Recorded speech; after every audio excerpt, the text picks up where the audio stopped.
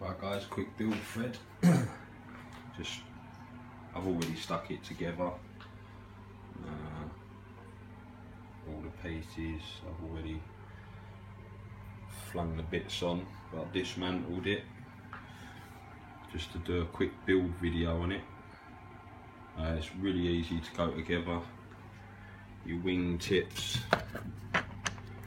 literally slot in the holes. You've got these little screw things, literally just push and twist and that's it, it's done.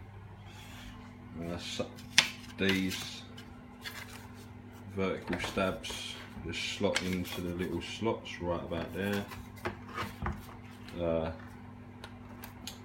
They get locked into position by the carbon tube that runs through the body. You've got two carbon tubes, a smaller one and a thicker one. Carbon tube is probably easier to slot through the main body first rather than putting it in one wing first and then sliding the wings onto it. Now one thing I noticed about the receiver on this, and this is going to be an issue for anyone that's not really paying much attention while they're building it, you just automatically think, oh I know what, I'll slide the tube through there and it'll be gravy. Not the case. Unless you move the antenna yourself, which would be a wise idea, it's actually tucked into the body.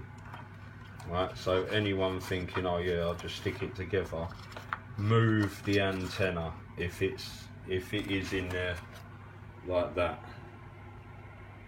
because when you push the carbon rod through, it's sitting over the opposite hole.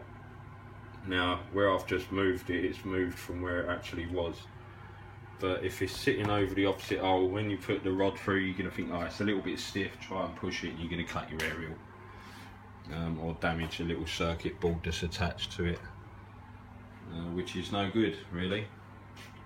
So that's about it. A few little bits just to, well, a few little pointy out bits really, things I noticed.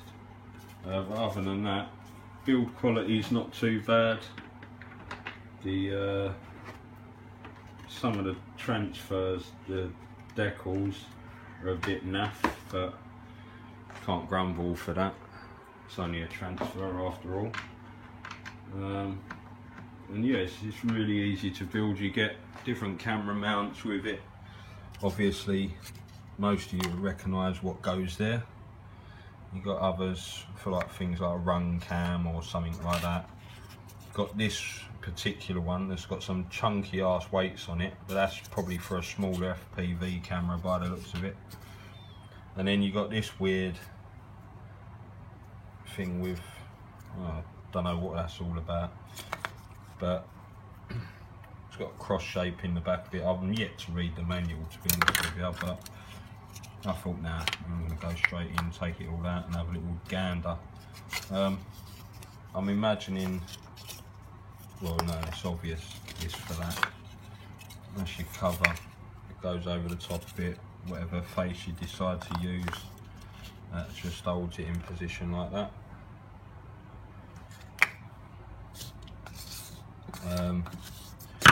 Yeah, so you got your camera bits, you got obviously one with the extra weight in it, and that's a catch system. On the main bit you got two screws in the nose. Don't try, well most of you without knowing will obviously try and undo the nose thinking, oh yeah, unclips, two screws, one either side. Clearly undo them first. It's got quite a bit of space inside it. I've not checked out what kind of battery I'm going to use in it, probably a 3200 E-flite. Maybe have a little play around, probably get a 4000 in there, maybe even a 5000 free cell. And it's got plenty of little rooms of pockets in there for any FPV gear.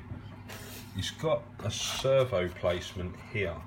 I'm not too sure what that is yet because I ain't looked in the manual, but it's definitely for a servo or something of the kind.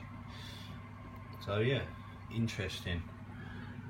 There will be a maiden video coming soon, and just a little say on what I think of it, really. A little written review.